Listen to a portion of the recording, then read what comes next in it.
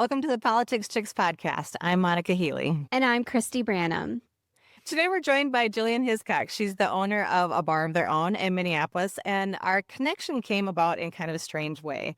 We had a follower reach out and suggest that we do an in-person event, and Jillian was so kind and responded on that thread that she would be willing to host. And that is how we connected. And she was so helpful in helping us plan things that we are still planning. So April 13th, people get the date on your calendar. So Jillian, thank you so much for that and for agreeing to be on the show. Absolutely. Women's sports are having a moment, and we'll go into more of that on how that connects with Jillian. But for a long time, fans were treated like they didn't matter. And today's guest didn't just notice that. She built something to change it. Jillian Hiscock is the owner of a bar of their own, the Midwest's first sports bar dedicated entirely to women's sports, and it's quickly becoming a hub for community and visibility. Jillian, thanks for coming on the show and all your time and knowledge shared with us about event planning, and welcome to the show. Thanks so much for having me. And we're going to have pets coming in and out. Our audience knows that. So everybody say hi to Zeus. Yeah. So Jillian, this was a relatively new venture. You opened the bar in March of 2024. And you're a big fan of women's sports. And because you didn't feel like your fandom mattered in traditional sports bars, this was sort of the impetus for opening the bar. What was the moment where you went from frustration as a fan to deciding, hey, let's open my own bar? Yeah, I mean, I think that it started really the very first ever women's sports bar is called the Sports Bra, and it's out in Portland, Oregon. And they opened Awesome. I love that. And their slogan is "We support women." It's like the most genius Oh my thing God. ever. Yeah. They opened in April of 2022, and I was just obsessed with the idea, and I wanted somebody to open one here so I could be a fan, and that was really what I was hoping for, was like, man, let's have one in Minneapolis, and let's, have one that I can go to. And I kept waiting for people to do it, knowing that Minneapolis has a pretty robust food scene, and nobody was doing it, and nobody was doing it.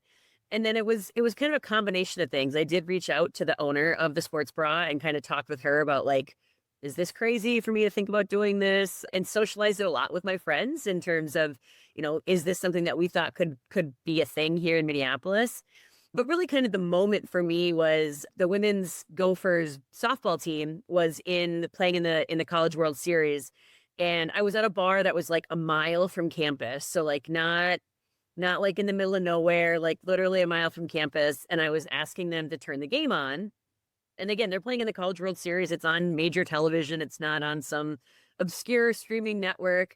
And they were like, yeah, I'm not really sure we can get it on. And I was like, no, I know you can. Like, it's on this channel. And like, tell me what cable package you have. I can figure it out. They were like, yeah, I just give me a second. And then like never saw them again. And I was just so frustrated that I was like, these women and these athletes that have been working so hard for this accomplishment. And it was this huge deal for Minnesota softball. And like this sports bar a mile from their field just didn't care. And it just felt like such a dismissal of their hard work and the work that they'd done to get there.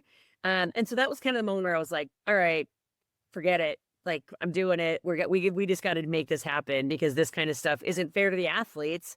Or the fans that want to support those athletes. Yeah. And I want to just throw some kudos out there to a lot of these women athletes who are not only athletes, but mothers at the same time. And male professional athletes, oftentimes their spouse kind of just takes over the parenting. And with mothers, we don't do that. Like, we don't just hand the kids off because our kids would be feral if we did that. So these women are still fulfilling the role of mother and wife and still putting in the time to be these elite athletes. And they just don't get the recognition that they deserve. Right? Yeah, it's crazy. It's crazy. Yeah. And you spent years in higher ed and nonprofits prior to opening the bar. What skills from that world help you make this leap into going into bar owner entrepreneurship? Yeah, I always laugh because I say it was probably the best and worst preparation ever, because when you work in higher education and nonprofits, you have to learn how to do a lot of things with no money. And that's basically what owning a bar is. So I don't have any formal marketing training. I don't have any formal, business training. I don't have any formal communications training, but like all of those things are things that I had to learn and develop in working in higher education and nonprofits. And so those translated very, very easily into the bar scene. It's a very different customer base, but same type of work. But I also think it's just so much of everything is project management, right? It's like being able to Yeah. manage multiple things happening at the same time. And that was for sure helpful in the creation of the bar and in the build out of the bars.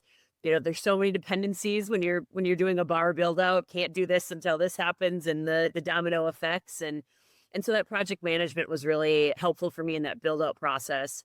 But I think more than anything, it's just the community building piece of it is what I did in higher education nonprofits, and that's the most direct line to what we're doing at a bar of their own. What was the biggest risk you took in getting everything off the ground?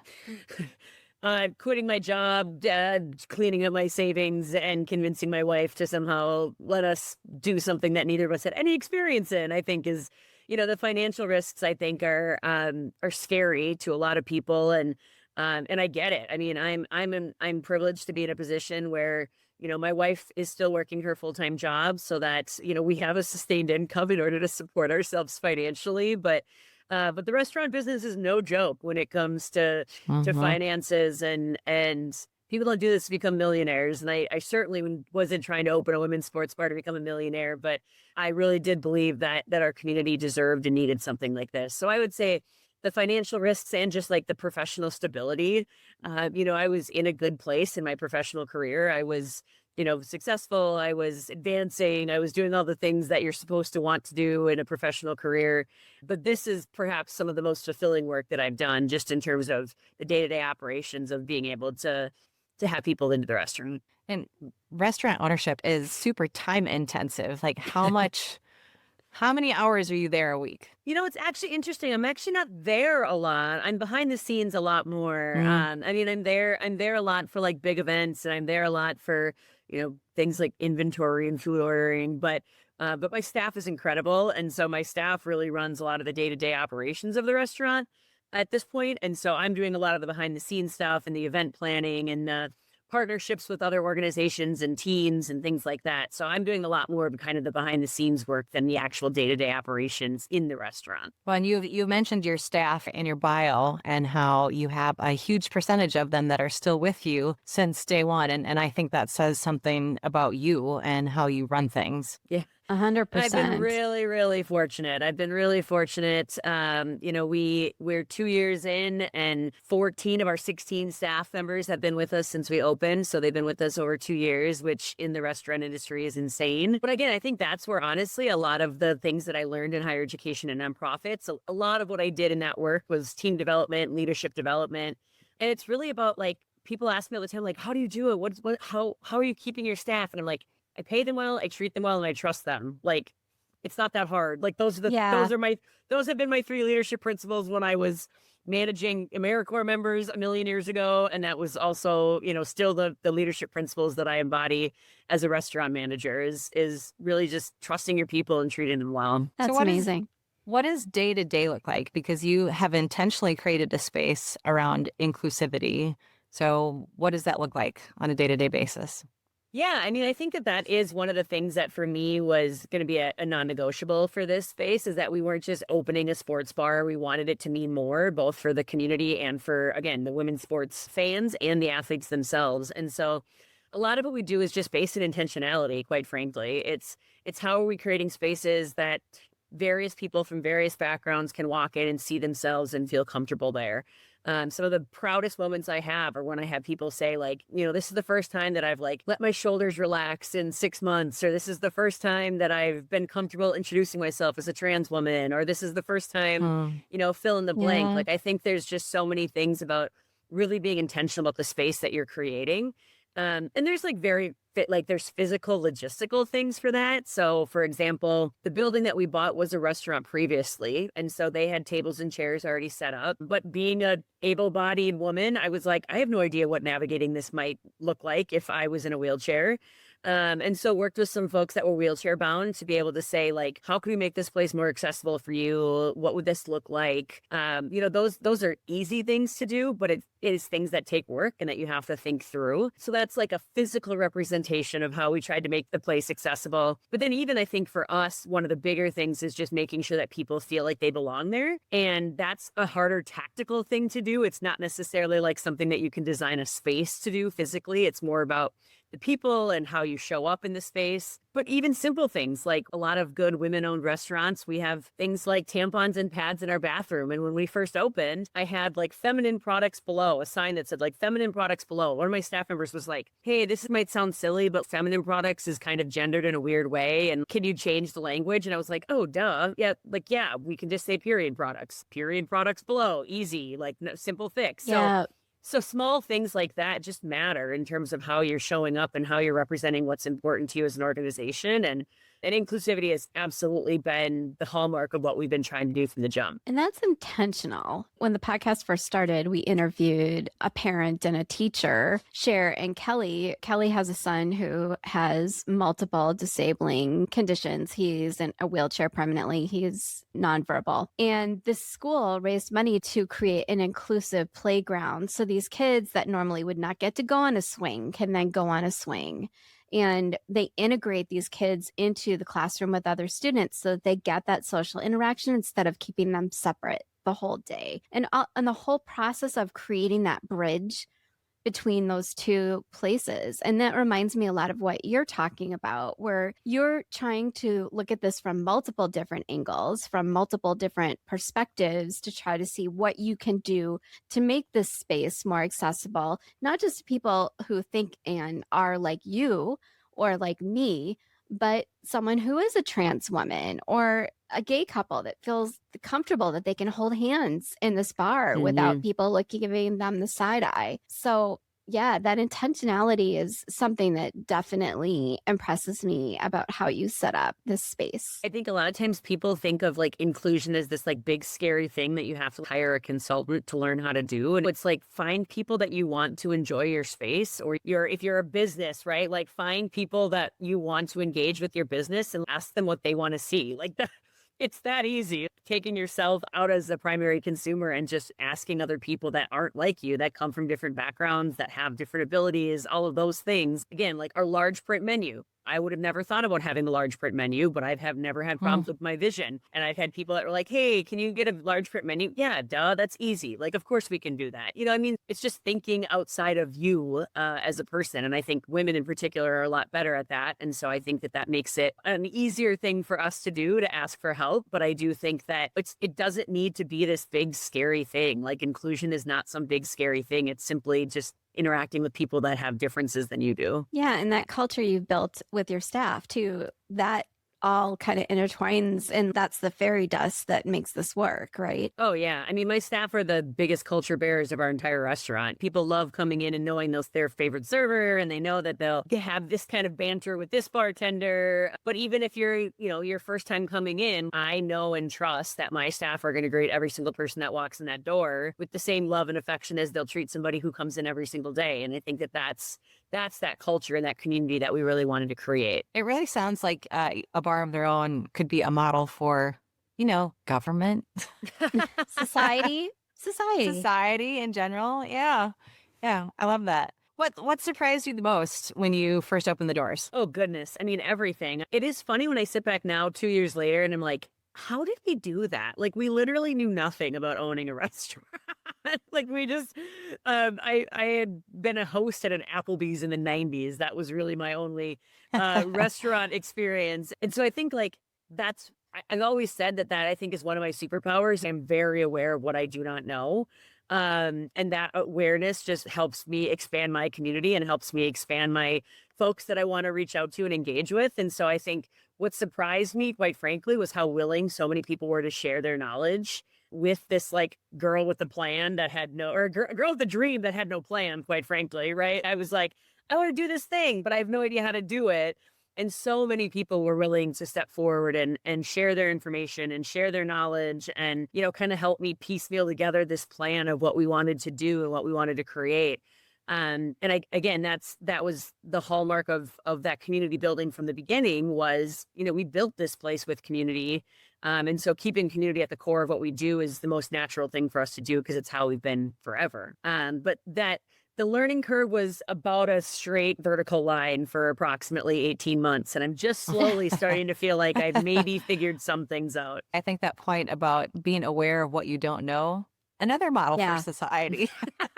And I can't remember who said this, but someone, I wish I could remember who said it. Success is 90% passion and 10% know-how is how the saying goes. And I just kind of see that in you, where you had this passion, this heart project that you were putting together and wanted to put out into the world. And you just did what you needed to do to kind of learn, you faked it until you made it, probably right in the beginning.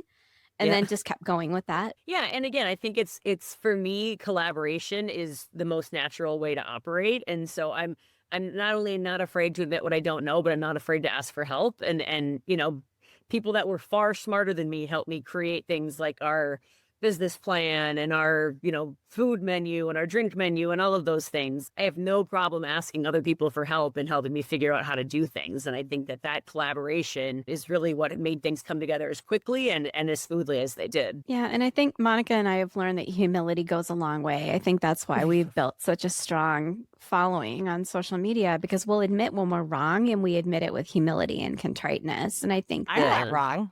I don't know what you're talking about. I'm wrong quite often. So if you see someone posting about being wrong, it's probably me and not Monica. She's awesome. But admitting mistakes and admitting mistakes and being humble, or not knowing something and being humble enough to ask about it instead of trying to be someone who's slick and knows everything. We all know what happens when you do that. You end up with a government that's falling apart, right? When you have someone in charge who thinks they know everything and they really know nothing. So, yeah. Yep, for sure. So let's jump to the sports piece, because that is obviously a huge part of your business. And we've already alluded to, the inequality between men and women's sports. Recently, the WNBA had a huge boost in their pay, but the lag is still huge. So how do you think about that tension between progress and inequality? I mean, I think that it's good to see progress, right? I mean, we got to start somewhere. And I think, I've been a WNBA fan for decades. And I remember when these players were making, less than I was as a nonprofit employee, which seemed insane to me. Yeah. So the progress feels really great. It feels good. I think really what we're seeing right now is that for the longest time, similar to how the bar existed, is that women's sports were just not prioritized on television. And so in marketing and in streaming and in any of those things. And so people can't support what they can't see.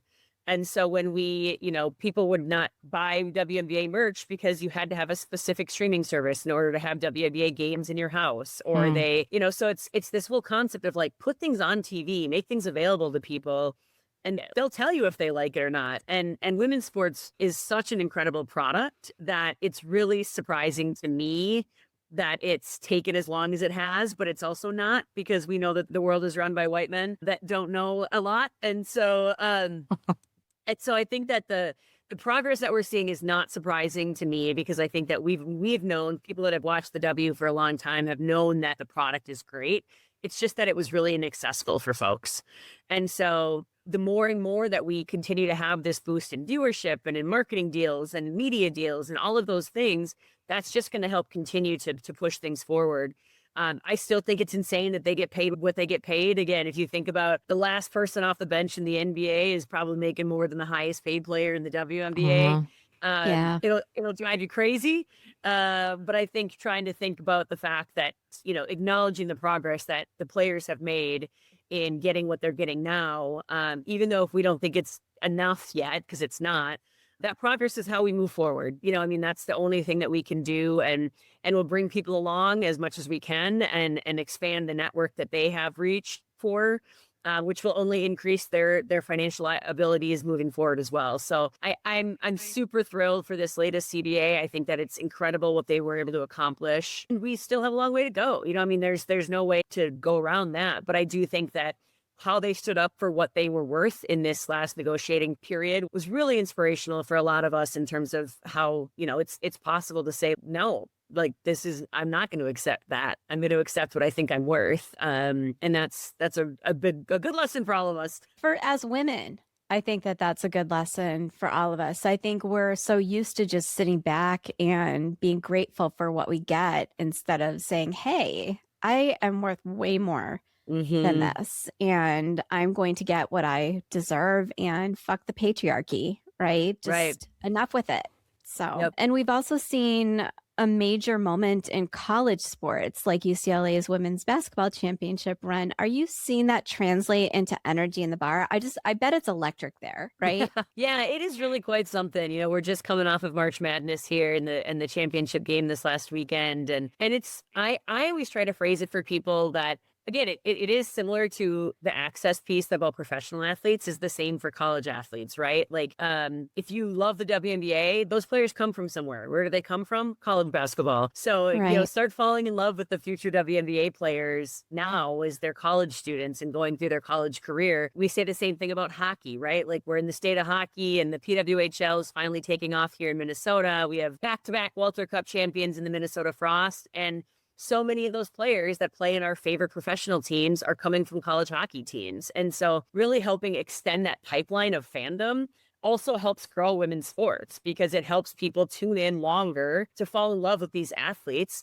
And one of the things that I think women athletes in particular are so much better at than male athletes is marketing themselves as individuals and give us a peek into their lives within reason. I think there's some weird parasocial things that sometimes fans get into, but women are really willing to open themselves up to their lives and, making fashion a part of their being an athlete or making their relationships or their social issues part of their part as an athlete. And those are the things that I think make people fall in love with women athletes is that we feel like we know them beyond just who they are in the court. We know what they believe in. We know what they stand for. Natasha Cloud from the New York Liberty is a perfect example of this.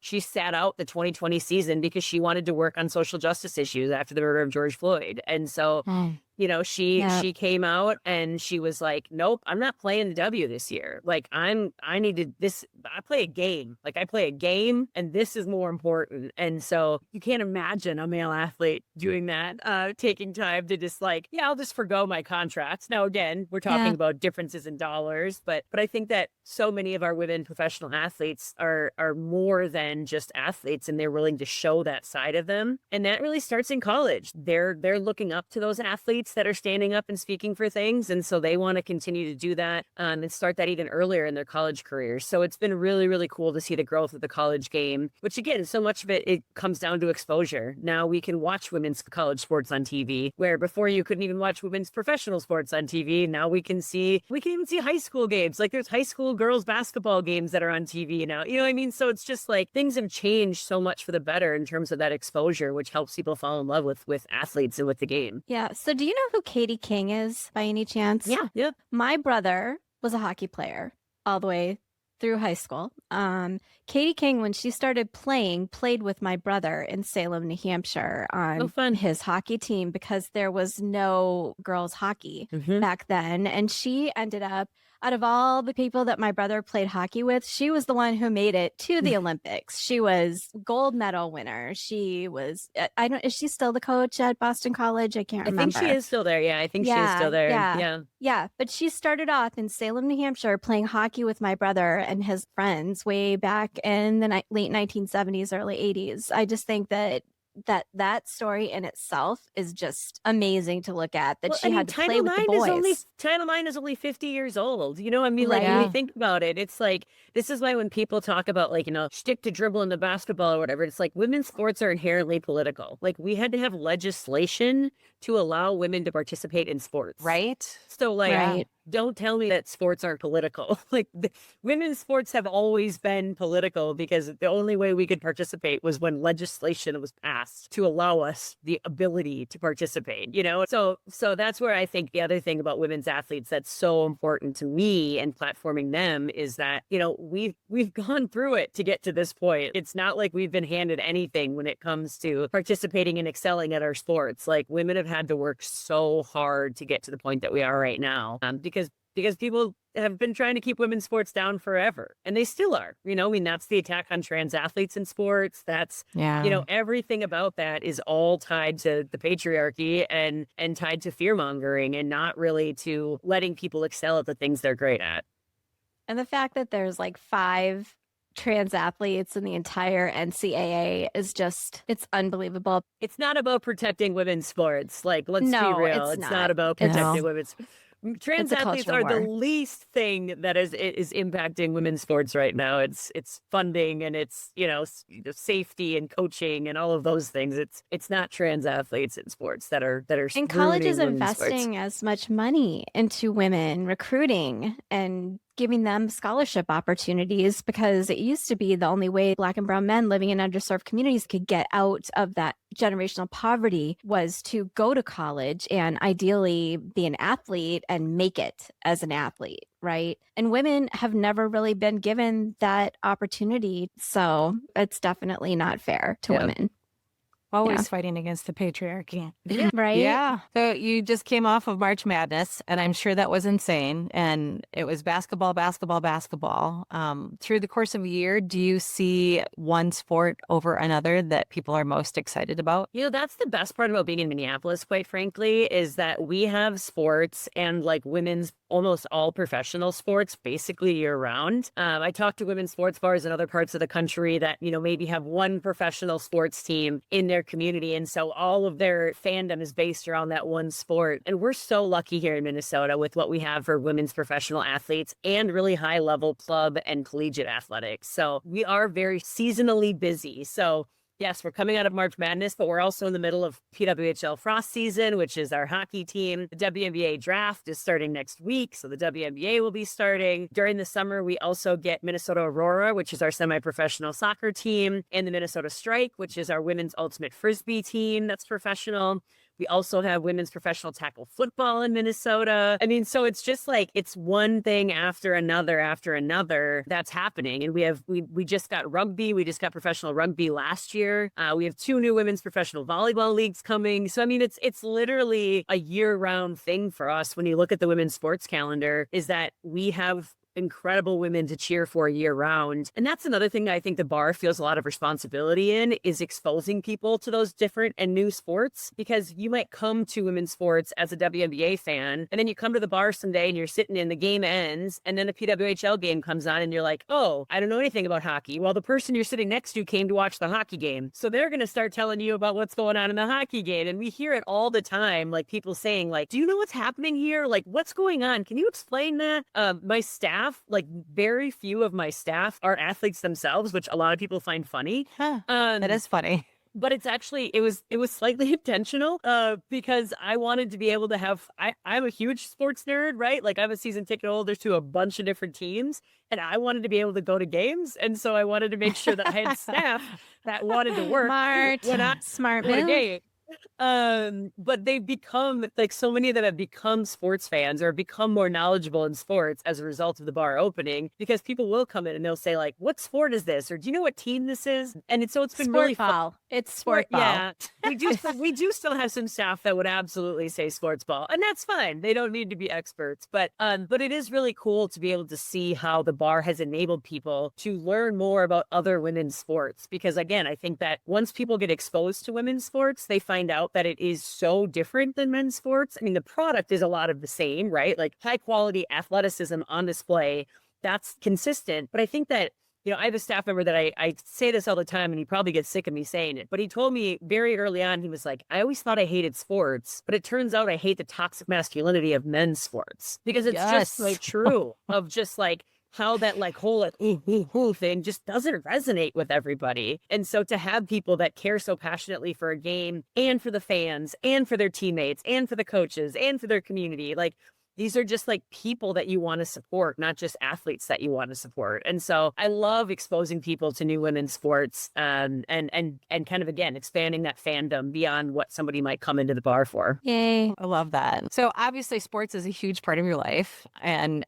like even more now in the last couple of years since you opened the bar. But you actually came from a history of music performance, and that resonated with me because I was a music teacher for 30 years. And we already asked you, you said you don't sing, but does any part anymore, but does any part of that still show up in your identity in work? Yeah. And I mean, I should say my staff would probably tell you I sing all the time because I am one of those people that like sings and doesn't even realize I'm doing it. But no, I mean, I think for me, people ask me all the time, like, how does a vocal music performance major end up doing, anything that I've been doing, right? When I was in higher ed, it was the same question. When I'm a bar owner, it's the same question. But I think for me, I went to Gustavus, which is a small private liberal arts college. And so the liberal arts education was focused so much on developing the whole person, teaching people how to be curious and how to learn and how to just be creative and curious. Those are the things that have really resonated and stuck with me. I knew pretty early on in my college career, I didn't want to be a professional opera singer. I loved singing and I loved performing, but I didn't want to be a teacher because I didn't like ninth grade boys. And I feel that. I feel that on such a metaphysical level. I'm literally not even kidding. I did a shadowing my first January term at Gustavus, and I had to work with ninth grade boys, and I was like, this is enough to say no.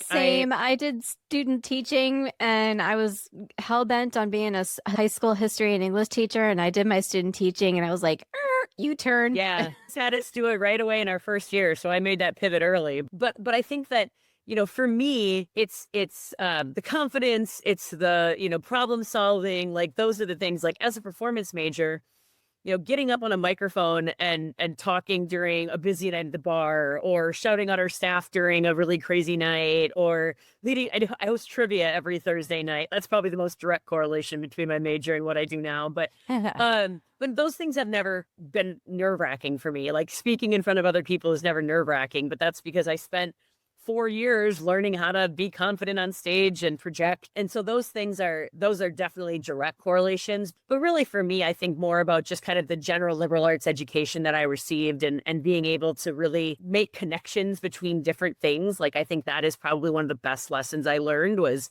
how everything is connected, and the opportunities for connection and collaboration make us so much stronger in terms of how we operate. And so, yeah, I mean, again, I feel like a broken record, but connection and community, collaboration and community, I mean, those are the lessons that I learned as an 18 to 22-year-old in college. And those are still the things driving what I do now, just in a very different environment than what I was doing then. Well, and I want to touch upon what you said about getting a strong liberal arts education, because this is what the right hates about college education. Because like you said, it teaches you to think critically, and it also teaches you to be curious.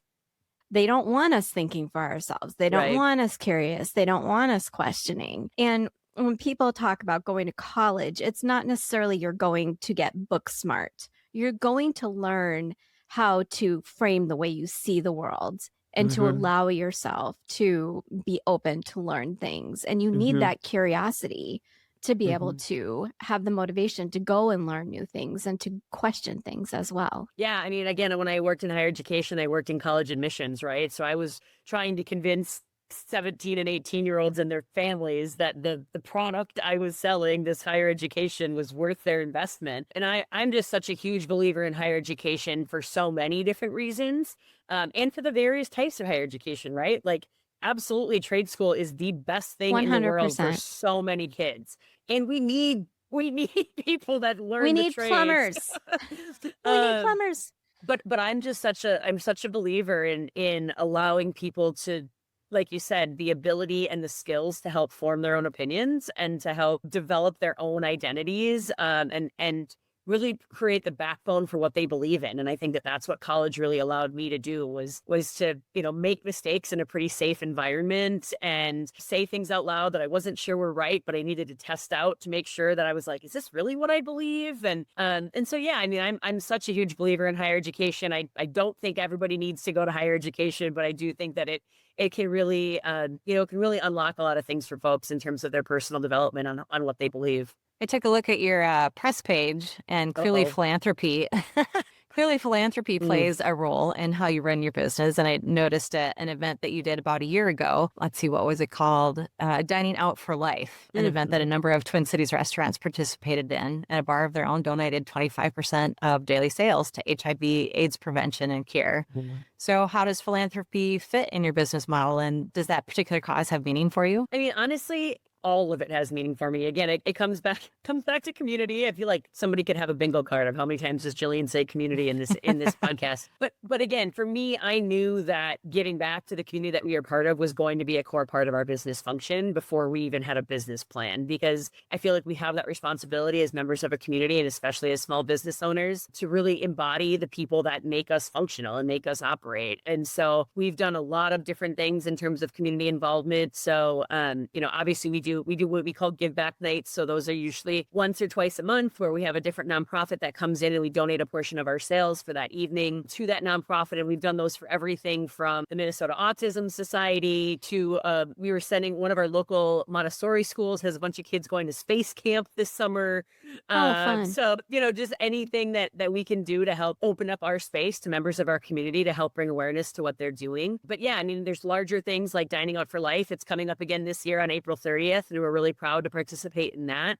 We've been able to support a lot of different local nonprofits through silent auction donations and in-kind donations to be able to help organizations continue to do the work that they do that make our community a place that people want to live and survive and thrive. And so that's a big thing for us is giving back to the people that make our community what it is. We know that my phrase that I use all the time that my staff just gets annoyed with me at is that I say community is a verb. It's not something that we can sit back and just let happen. We have to be active participants in keeping our communities places that people want to be. And I think that as a business, that's a huge responsibility for us. We wouldn't be where we are literally without the financial support of our community. We had to go to crowdfunding in order to open our restaurant because we were denied traditional financing. And so, that made us really strongly connected to our community and build a strong base of followers right from the jump. But maintaining that community takes work, and maintaining community and the connections that we have to people is probably what takes, honestly, most of my brain space in building our space and maintaining our space is, how are there ways that we can continue to tap into the people that are supporting us and making the Twin Cities a vibrant place to live. And so that's giving back in a lot of different ways that we can do that. And it's a huge part of who we are as a business and who our employees are. They're constantly bringing me ideas of different organizations that we can work with and tap into because I want this to be a place that, again, everybody feels like, yeah, like they're doing their work. Like we've earned our spot in this community. And that's something that we take very seriously. That's a huge responsibility that we want to continue to work on forever. Because I think it's the only way that we make communities that are places that people want to live. Yeah. And I think Love that. we would, yeah.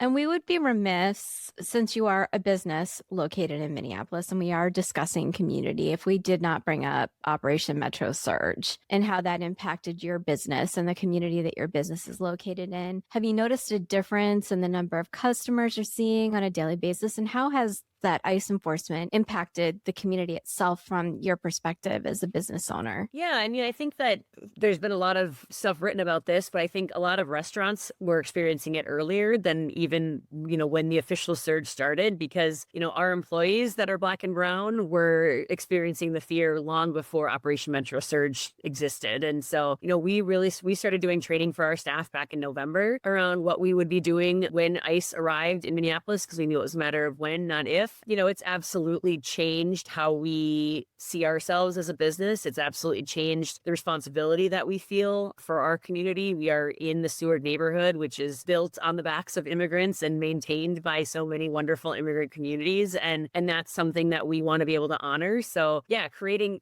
safe spaces, not only for our neighbors, but for people that were coming to and from different, community actions. I think that was something that we basically turned into a community hub for 2.5 months in a different way. We were a constant place to get whistles. We were a poster making thing before protests. Yeah. We donated so much in the last 3 months that we've got to try to tighten the reins now here in the next 3 months in order to make up for the things that we had to do in the last 3 months. But it doesn't surprise me how the community has continued to show up for each other. We're experienced with this, unfortunately. We did this after George Floyd's murder. And, there's been countless other times that we in the Twin Cities have had to kind of rally together to support each other. And I think that this latest iteration is, for me, more hopeful and optimistic than fear-driven, particularly now that we're through, hopefully, the worst of it, is that it really does show the value of community and how this community shows up for each other. People can say, all they want about how, they think Murderapolis or whatever, but there's nowhere else that I would rather build my business and create my community, because I think that we've done so much in the last, again, 7-8 years, not even just Operation Metro Surge, but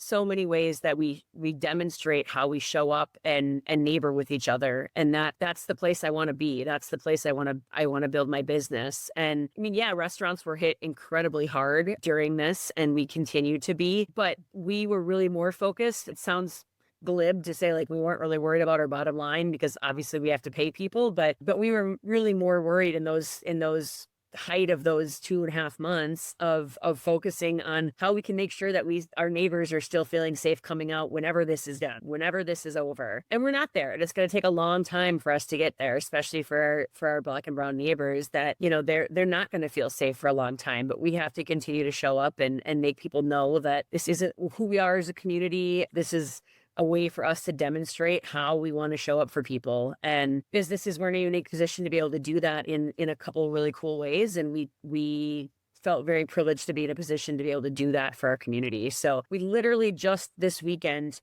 we had an entire table that we had basically turned into a community resource table that was constantly full of whistles and know your rights cards and poster making supplies and, all just different types of things. And literally just this weekend, in the first full weekend in April, kind of started dismantling that table because it didn't seem like it was as much in need. So it's impacted everything that we do, and it will for a long time.